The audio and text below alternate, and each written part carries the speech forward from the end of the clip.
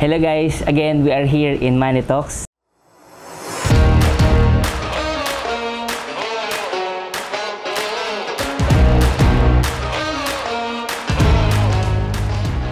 In 1998, nauuso na yung digital camera. Nakakita ko ngayon ng opportunity. Sabi ko, ang bilis na dito. Ginawa ko, nagtayo ako ng mga Tronics Imaging Center. Tapos lumaki ng gusto uli yun. Mas malaki na ng business yun. So doon ka mas pumutok talaga? Oo. Ito ba yung nakikita sa mall? Yes, yung Tronics Imaging Center, yung may mga photos, mga graduation photos. Kung ano-ano, basta about photography. Tinaob namin dyan yung Kodak, Fuji, Agfa, Konica. Halos lahat ng multinational companies closed down. Paano siya naka-out dun sa terminal velocity na kinakaharapan ng Fuji and Kodak? Ano yung ginawa mo? Ang advantage kasi namin, mabagal ang reaction nila.